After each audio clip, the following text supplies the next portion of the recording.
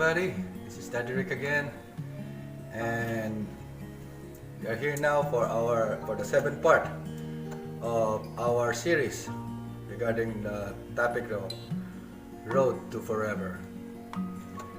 And the topic for this time will be, do we own, as in, and I will quote, do we own our partner? Okay. Generally, sometimes when we had the relationships, we heard a lot of people talking about because of the jealousy or something of being how to explain that matter or how to explain the feelings. They think or they thought that once they are in a relationship, from boyfriends and girlfriend, from fiancé to married couple, that they own. The husband owned the wife, or the wife owned the husband, right? In general, what as I understood regarding the word I owned, if I bought this cell phone, I own this phone, right?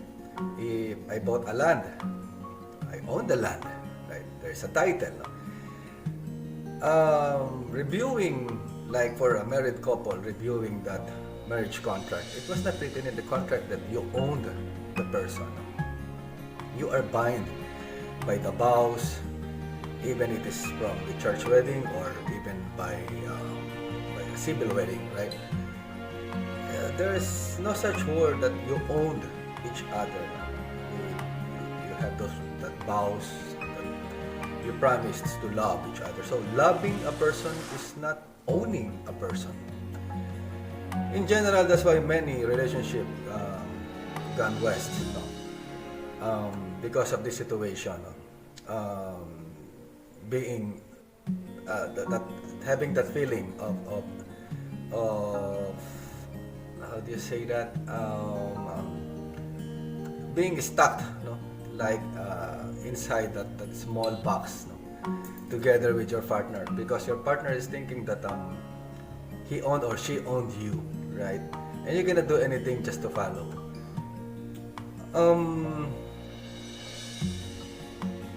With that matter, as I said, how you own a person, because like for the husband working and the wife is a housewife, as I mentioned with my last episode. You're the one earning, providing for the family. That is your responsibility as the breadwinner of the family, right? So, how you own, because you're giving money, you're providing clothes, you're providing food. No, we already know that getting married, you just take another person that you will be responsible all your life. So it's not because that you're responsible for providing to your partner and to the family that you created, including the children that you will have. You don't own, just like as I mentioned regarding the topic with the divine intervention with Sarah G. Mateo G. Nuptial, regarding the attitude of Sarah's mother, Divina, right? That's why they call it divine intervention. You don't own your children. They are our responsibility. So how, in a manner, on that relationship as a parent of the children and as a couple, I cannot find a way, or I cannot find a word, or I cannot find a book, any resources or references to say that you own your wife, your husband, or you own your children. God gave that kids to us as a gift. So we are just like a medium about God's creation. So if somebody or anyone will say that they own us, it will be God. Everything, anything around us. The owner is God, because everything will return back to Him, right? So, going back to the topic regarding, excuse me, that we own, I own you. Pag-aari kita in Tagalog, as they say. So, how? You didn't purchase me from my mom. I didn't purchase you from your mom, your parents, right? That's why I said from the very beginning of this series, a relationship is composed of three major pillars: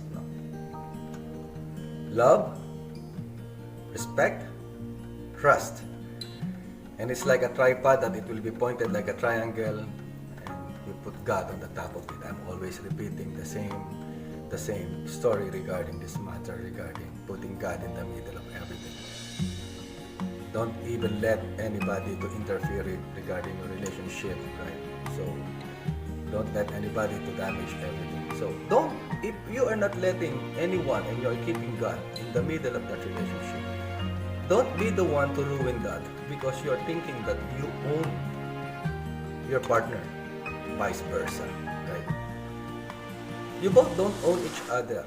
You love each other. That's why you are together as a couple, right? So,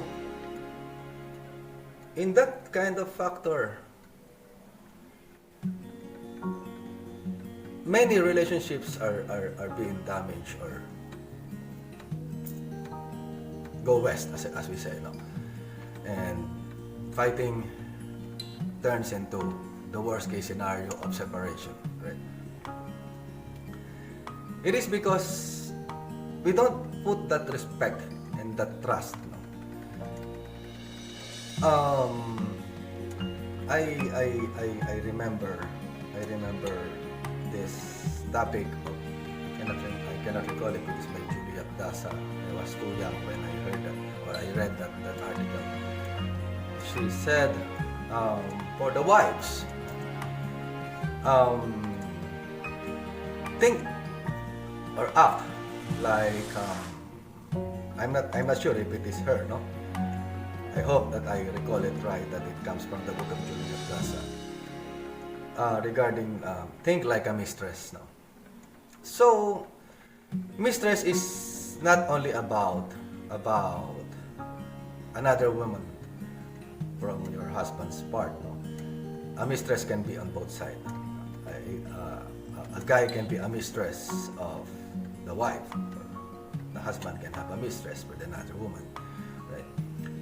So, whoever is having a third party, it is not all about us having those mistakes, no? As I said, so for the record, there are more instances that women are on top of the list than men having this second affair, another affair. So that's why they have this third party. So it is because they're trying to find an outlet because of that tight relationship coming from their partner, and they want to go out. And there are situations that another person, actually, that's why they said that I found you late, no? Just like with so many stories in the movies, so many types of songs telling that just like the song of Ogiel Casid, right? Sung by Paps Fernandez, or like, bakit ngayon ka lang? Why you come only now, right? So, at the end of the day, they find that they're no longer happy because of that selfish relationship, of that selfish feelings from their partner. And in general, they just want to go. And the worst case scenario is the other partner knows about things, and before they can leave the house, and before they will have the chance to separate, to run away, no? Somebody killed one person, the partner, because of the jealousy and something. So why I mentioned regarding that book of Think About a Mistress. I know I'm not sure if it is relevant regarding this topic, but generally in factor, if you want your wife, or if you as a wife, if you want your husband, that you are thinking that you own him, then is it okay to be like you don't take care of, you start dating and you start before you've been in a relationship, turns to be a fiancé, before you turn to be a couple, you take care of yourself. Then when you're inside the house, you don't take care anymore. It's two types, no? Some wives are really taking care of the children, the house, and everything. No, that's what you call the good household. And you will find another one that they are just out there, no,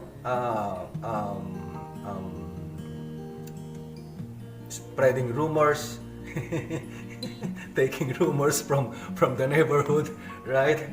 Talking things about other people's lives, no. Instead of taking care of their own house, taking care of their children, so when the man arrives,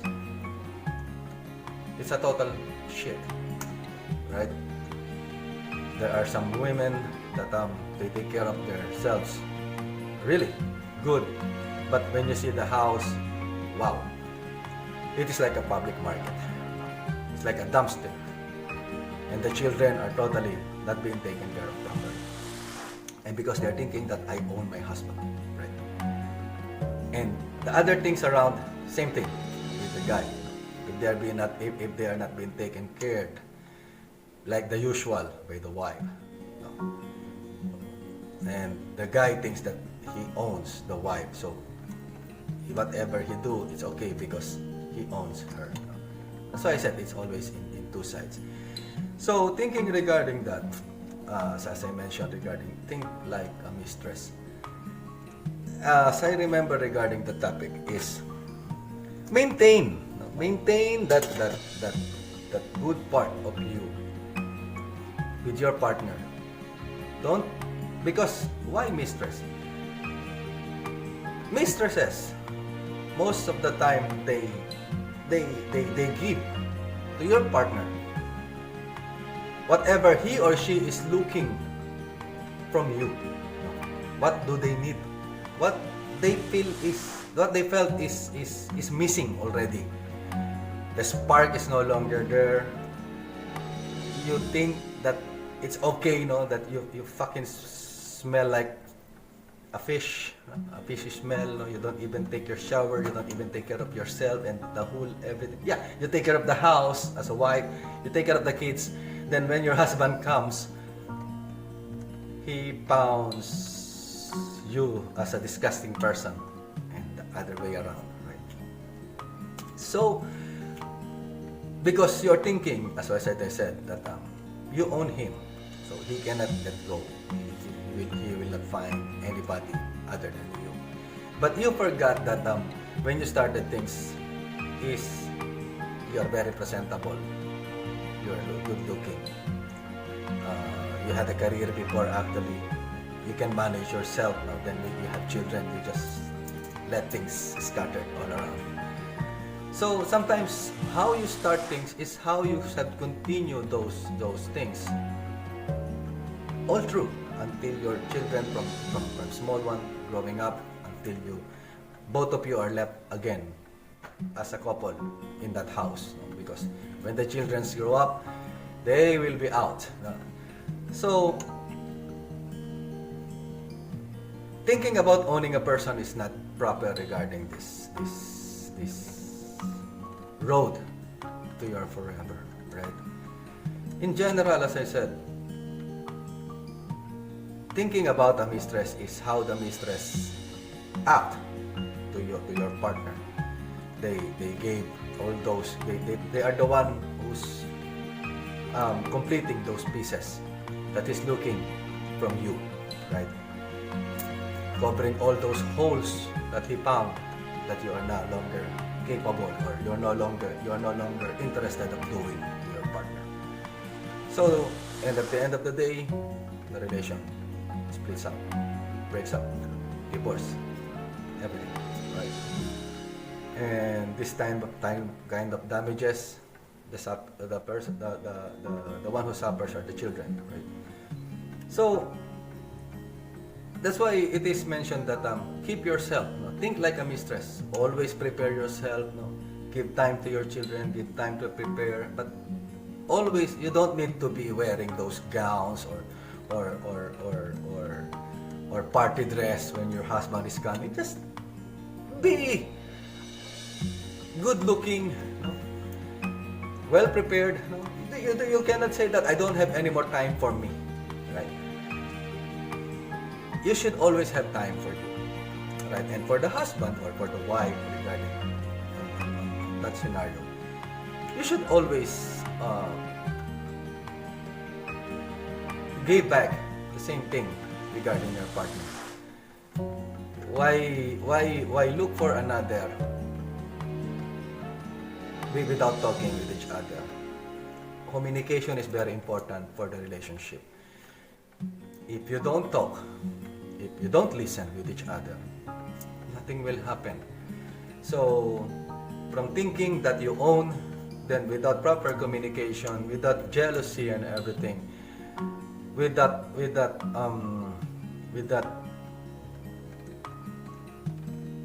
how do you say that one? That scenario that you thought that everything will be fine because we are already a couple. No.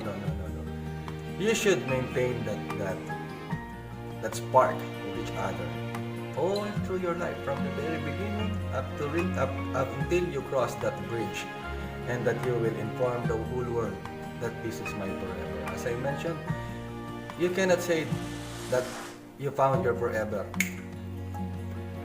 like that, totally, from the very beginning, seeing the good-looking guy or seeing the good-looking girl. No, there's no such thing, right? This road is a manner of maintaining, working together, hand in hand, while you are crossing that bridge.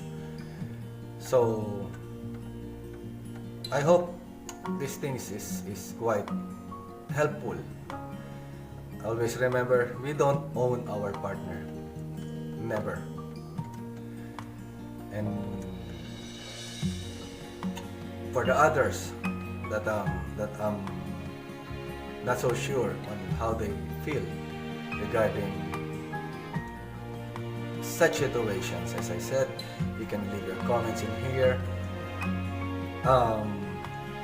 Sometimes it's better to talk things out when you're talking some people asking for advice. Me, I am just having these ideas or points of views because of my experiences. Some people sent me message through a personal message regarding some how do you find this, how do you find that, any point of views or what. So that's the things that pops in my mind, and just giving this points of views that I have regarding those kinds of situation, based on my own experiences, based on such experiences of friends that's been shared to me before, right? So guys, I hope this topic turns interesting to your side, and as I said, click like, leave your comments, click that subscribe, hit that notification bell so you will be always notified for our new topics. And always remember, life is not a problem to be solved, but a reality to be experienced. This is Daddy Ric. God bless to everybody. To my family, mommy, to my 2 kids, DX and 3H, I love you guys. And to all the people around the world, all OFWs and our loved ones in the Philippines, hello everybody. God bless. Okay? And see you to our next topic. Bye.